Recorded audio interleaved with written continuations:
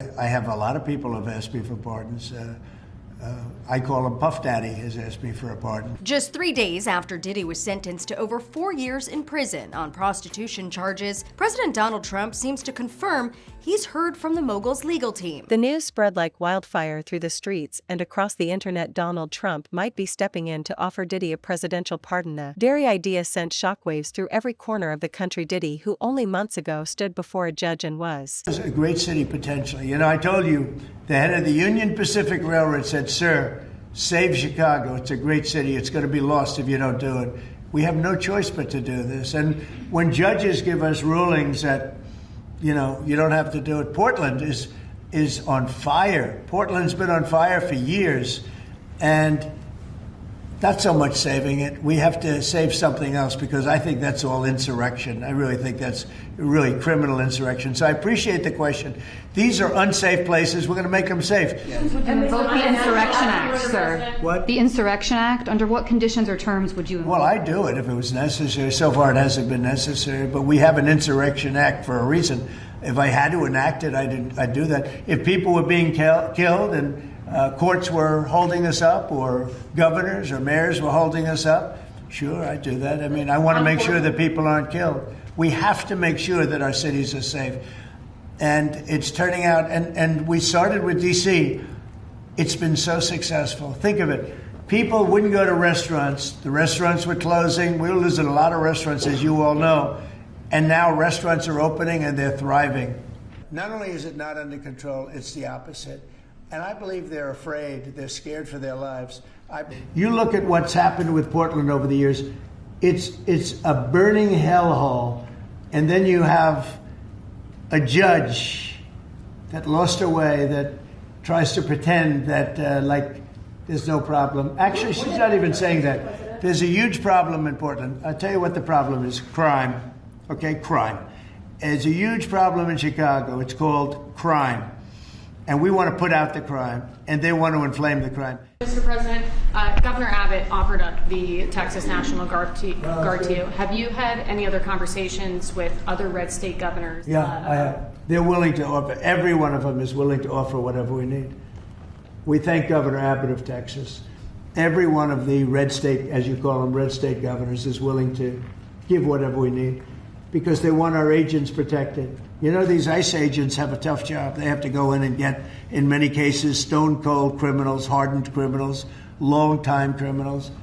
And every, essentially, Republican governor has offered up whatever we need. And some Democratic governors also. Daniel? Yeah. The Supreme Court is back in session. Yeah. They rejected today an appeal by Ghislaine Maxwell to overturn her conviction. That means her only chance at getting out of prison is a pardon from you. Is that something you're open to? Who are we talking about? Ghislaine Maxwell.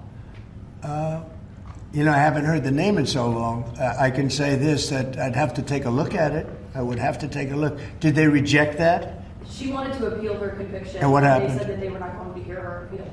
I see. Well, I'll take a look at it. I will speak to the DOJ. I wouldn't consider it or not consider it. I don't know anything about it. So, but I'll speak. I will speak to the DOJ. Why would she be a candidate for clemency, sir? I don't know. I mean, I'd have to speak to the DOJ. I'll look at it. I have a lot of people who have asked me for pardons.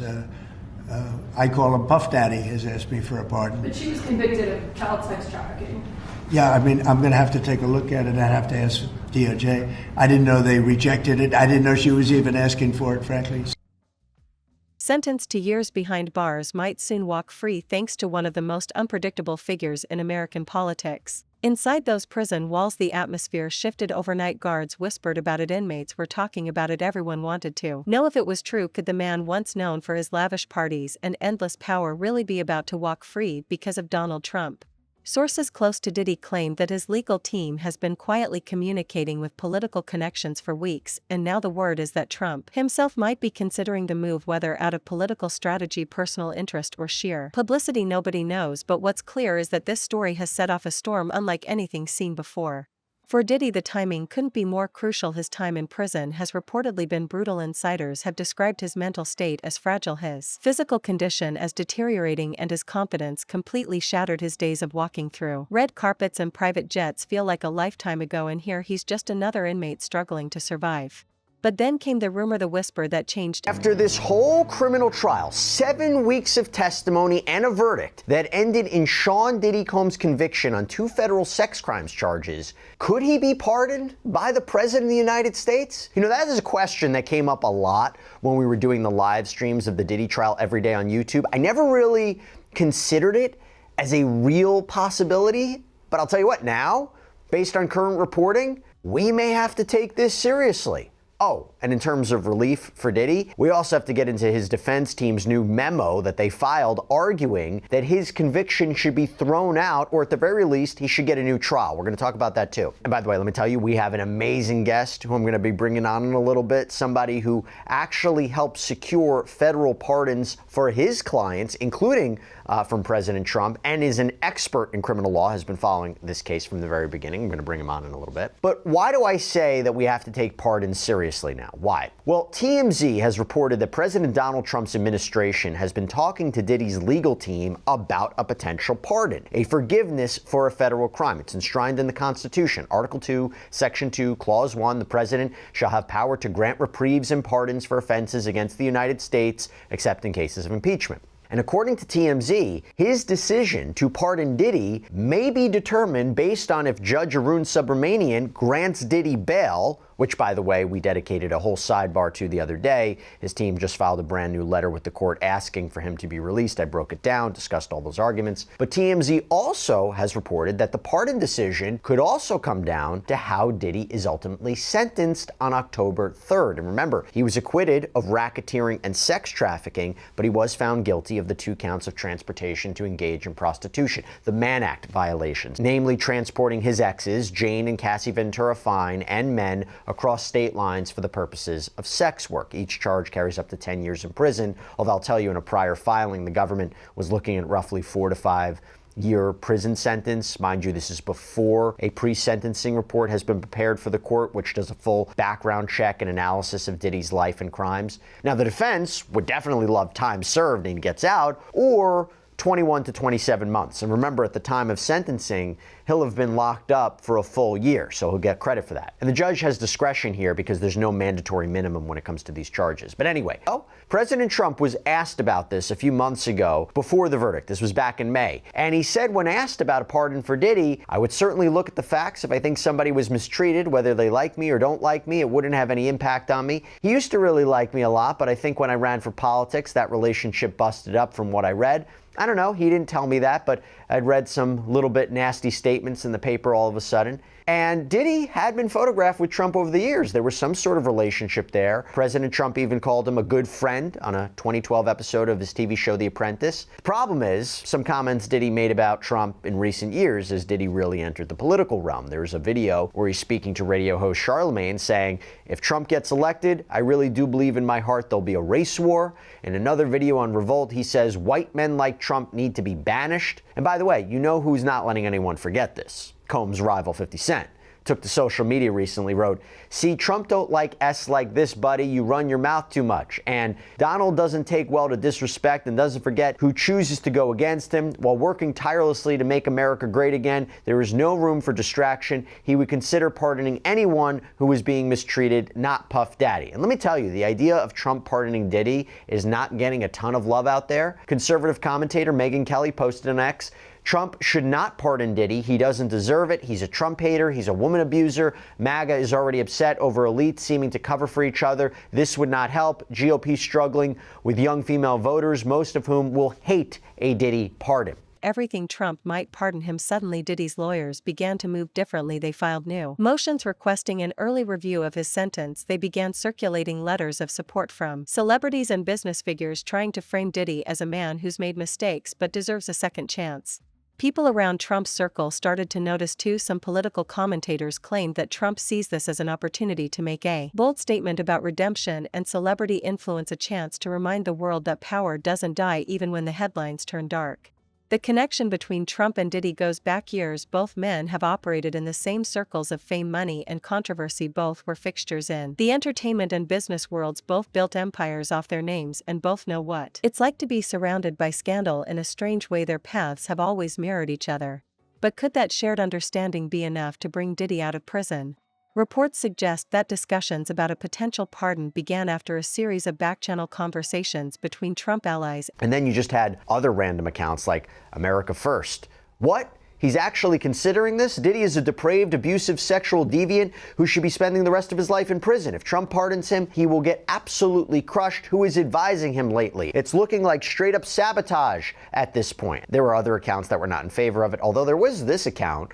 Milo posted on X, Trump has no choice but to pardon Diddy after the government, led by James Comey's daughter Maureen, simply lost interest in Diddy's guilt the moment they secured his tapes incriminating powerful Democrats. The prosecution was a shambles. The trial was a farce. Now, I want to talk about if this is really going to happen, how it would happen. Also, if it really depends on bail and sentencing, then what are we talking about? And I have somebody who not only has been following the Diddy case from the very beginning, not only is a renowned criminal defense attorney, but actually has obtained federal pardons from the president, including from Donald Trump. By the way, for his clients Kodak Black and Lil Wayne, those were maybe the most notable. I'm joined by Bradford Cohen. Bradford, thank you so much for coming here on Sidebar. Appreciate it.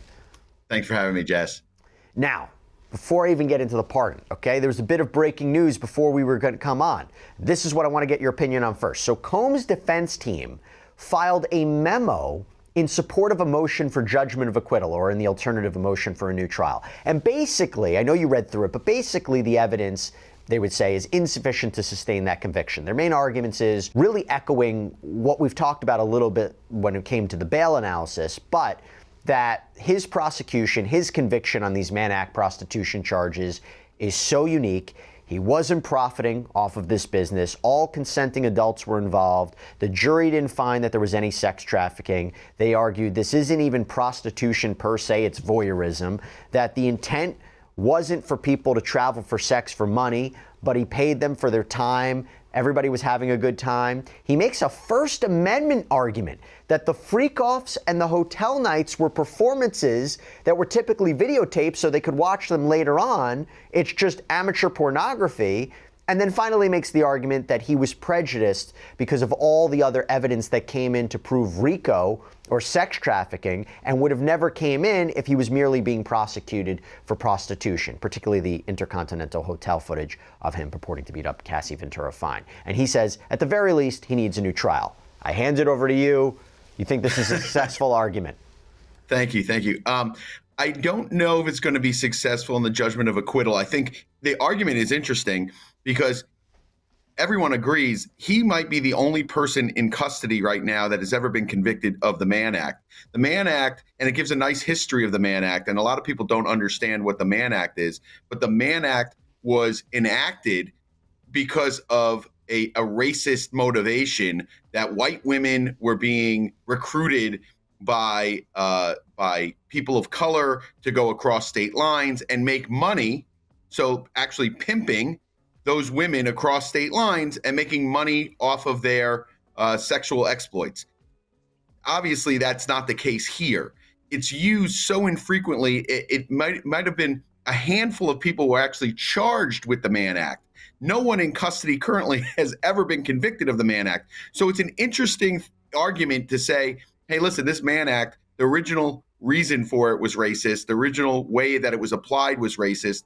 The way it's applied here is incorrect because he was not making any money from quote unquote pimping or. And Diddy's legal team. Trump reportedly views the case as an example of what he calls selective justice, the idea that high-profile figures are unfairly targeted for political gain. Whether that's true or not, it's the narrative that seems to be gaining traction in his circles. Meanwhile, inside prison, Diddy is said to be clinging to the possibility of freedom more desperately than ever before. The rumor his days were filled with silence and despair, but now insiders say there's a spark in his eyes again. He's reportedly been making calls to his lawyers daily, asking about updates and praying for the news to be confirmed. One insider described it simply, he's holding on to this rumor like it's oxygen. Outside the prison walls, the reaction has been explosive. Social media is divided. Some are furious, arguing that a man convicted of such serious charges shouldn't even be considered for leniency. Others believe that the entire system has already punished Diddy enough and that the man deserves another chance to rebuild his life. Celebrities are weighing in too. Some of Diddy's former friends and collaborators are reportedly lobbying behind the scenes, pushing public statements and letters urging mercy. Meanwhile, his critics are calling it a danger. Getting these women across, or men getting them across state lines, none of that was being done. This was all being done for entertainment purposes. So it's an interesting argument. I don't think this judge buys it. It might be interesting on an appeal, but I don't think the judge is going to give him a judgment of acquittal on those 2 counts based on the argument. Now, the more interesting argument to me, and it's their last argument for new trial, is that, listen, if you were just going to charge him with these 2 counts, which I originally said when I looked at all the evidence, and don't forget, I was getting calls during this trial from individuals that were telling me, hey, I have information that exonerates what they're saying against Sean Combs, essentially saying that Cassie and others were participating more than just having sex in a room. They were participating more than that. They were paying people. They were hiring people. They were sending me pictures even when Diddy wasn't around. They were asking me to come over even when Diddy wasn't around. These are what these witnesses were telling me, which is really Brady evidence. And I don't know if that was ever turned over. But the more interesting argument is that all these counts were charged. The only thing he was convicted of were the Mann Acts. And he probably wouldn't have been convicted of these Mann Acts, but for all this other stuff that came in to try and prove these counts that they could not prove and did not have a basis for bringing. Let me just challenge you on that, because this is a jury who didn't find that there was sex trafficking. And I can't confirm that they found him guilty of the Mann Act because of the hotel video or anything else. I mean, it seems to me that they might have convicted him on that based on the travel records, the payment receipts, all about that. Not even necessarily allegations of violence. I mean, do you think that it was because of, let's say, the Intercontinental Hotel video that he was convicted of transportation to engage in prostitution? It always felt to me that they proved that charge based purely on, the documents. Well, I always feel like during a trial, whenever you get a guilty verdict on one of the counts or 2 of the counts out of 6 or 7, you think to yourself, is it because of these other things that they brought up, how bad he is, he's not a good guy, the video came out? Sometimes juries will split the baby, meaning, there's people that want to convict, there's people that don't want to convict, and they're like, okay, let's convict him on these acts. We can all agree we can convict him on these acts. He's not a good guy. He transported these men across state lines. Let's convict him on this. There's always going to be a question of that.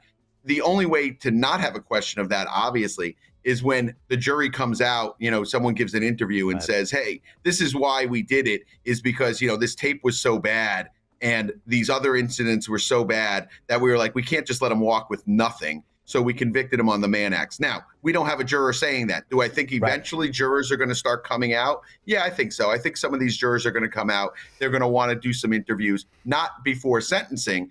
And I think after sentencing, I think some of them will come out and we'll discuss it, because I think that was the feeling I was getting from this jury and the reactions they had to Comey's closing, and even the reaction just in general to the 5 or the 6 U.S. attorney team. I think their reactions in general were very noticeable, and I think that this is a jury that wants to talk to people once I think he gets sentenced. Okay, so now let's move on to the pardon discussion. So if he can't get relief from the court in getting the conviction thrown out or a new trial, can he get relief through a pardon? Before we talk about, is this a real thing, what is the process to even obtain a federal pardon? How do you even go about that? Sure. So it's a pardon or a commutation. If someone is actually in custody, they could also get a commutation, which does not wipe the crime off your record. It just allows you to get out of jail. So he has that option. Precedent, claiming that fame and political influence are once again bending the law in favor of the powerful. As the noise builds, one thing is clear: Donald Trump knows how to control a narrative. The former president thrives on chaos and public debate. He knows how to turn outrage into attention and attention into influence, and now with whispers of a Diddy pardon swirling around him, he's once again at the center of a global conversation. The question now isn't just whether Diddy will be pardoned, it's why Trump would even consider it. Some insiders claim that it's about legacy, others think it's about sending a message about justice and redemption, but those closest to the story suggest it's also personal. Diddy and Trump have crossed paths too many times for this to be purely coincidence. Back in the early 2000s, they appeared at the same events, partied with the same crowds, shook hands on red carpets. Trump has always respected power, and Diddy always embodied it. They both built their identities around control, success, and dominance, and now that Diddy has fallen, Trump may see himself in that struggle: the public humiliation, the fight against the system, the constant media attacks. For Trump, helping Diddy could to give him a commutation. If he gets sentenced, he can also give him a commutation. But as for the process, there's an application on the DOJ website, and I'm part of some charities that also do a lot of pro bono work for pardons and commutations. You can fill out this form, DOJ website. It essentially lists, the reasons why you should get a pardon, what kind of community service you've done, things of that nature. There's a separate application for commutation, but you can file a pardon application, and you could also say, hey, listen, if it's not a pardon, I'm looking for a commutation. You attach your indictment, you would reasons why you feel your crime was you were unfairly prejudiced or unfairly convicted. All of those things go into the packet. I always try to help people that are filling it out on their own to show them, what to point out. Those type of cases are always heartening, because those people deserve pardons. They deserve commutations if they're in, and it's some sort of crazy drug offense that was brought up in the 90s. All of those things are reasons for pardons and commutations. So is this real? I mean, here's the thing. He is in a much better position to get a pardon or a commutation of his sentence because he wasn't convicted of sex trafficking and racketeering. There is a way to justify this based on some of the arguments I just mentioned that his defense team is making, that maybe he shouldn't have been brought up on this. The I-Man Act, not as serious as what he's facing. Is this real? Do you think that this is going to happen, that he's going to get a pardon or a commutation from President Trump? So I don't know if he's going to get one. I do think that it's real because, like I said before, President Trump, whether they like him, don't like him, if he feels something is wrong, and we've seen this happen before in the past, if he feels something is wrong, someone got railroaded, someone was convicted, wrongfully, he will take a look at that. Yeah, Sean Combs has said things in the past that probably were not great. I've read them, but I think that if anyone understands that, I mean, look at President Trump's cabinet. There's individuals on his cabinet. His vice president has said things in the past that weren't great for him. But he understands that people evolve, people change their minds. People understand that there's certain requirements, things that are going on, certain pressures that they're under. And I don't think that would affect whether or not he would grant a pardon or commutation based on things that were said in the past. I think it would be based on what he gets sentenced to, or based on the facts of the Mann Act, that the Mann Act itself, I think, is unconstitutional. I think there's issues the way that it was applied in this case. But from an optics point of view, I don't know, moral point of view, what about everything that came out of trial? The texts, the bruises, the Intercontinental tape. It's not like you can say Diddy is totally clean, that he's a complete angel. Yes, he was acquitted of the most serious charges, but the evidence that came out during the course of the trial, wouldn't it be difficult for the president to justify maybe pardoning Diddy? Maybe it is a commutation. Maybe it is, if he gets 5 years, he says, okay, I'm commuting it down to 2 or 2.5. I don't know how it would work, but that's the part that I think people might be struggling with, and what you heard, I think, from Megyn Kelly. And even his own lawyers, no one was coming out here saying that Sean Combs is an angel, that Sean Combs doesn't do anything that is off the wall, crazy. These things, no one is claiming that. And in fact, even during my interviews, when I was saying things that weren't so popular, saying like, listen, he's only going to get convicted of these Mann Acts. I don't think he's going to get convicted of anything.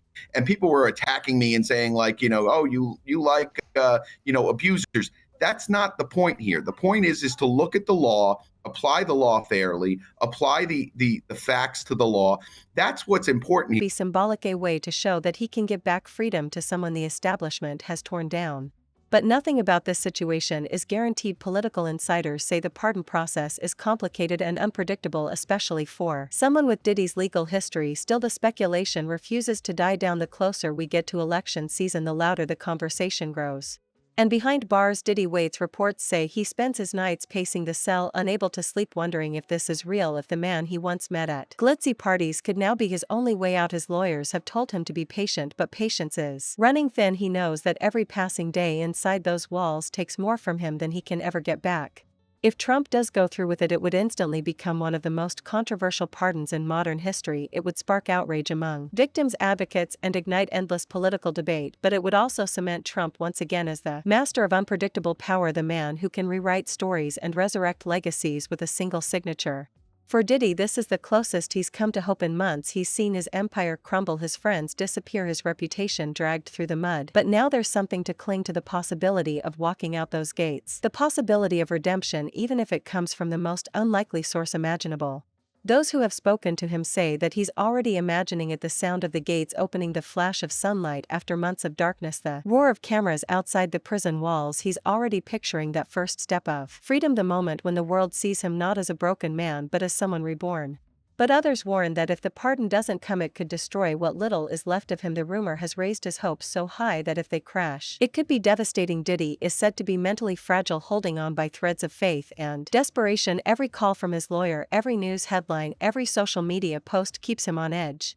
Meanwhile, the public can't look away. The idea of Trump stepping in to save Diddy is like something out of a movie. A fallen mogul rescued by a polarizing political figure, both haunted by scandal, both chasing redemption in different ways.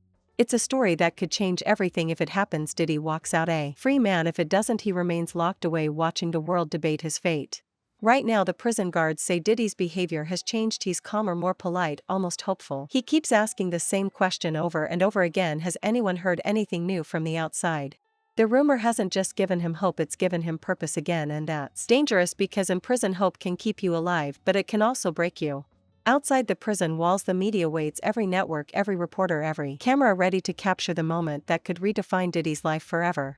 If Trump signs that pardon, Diddy will walk free and the world will explode with reaction. If he doesn't, Diddy will fade deeper into the shadows of his own downfall. Either way, history will remember this moment.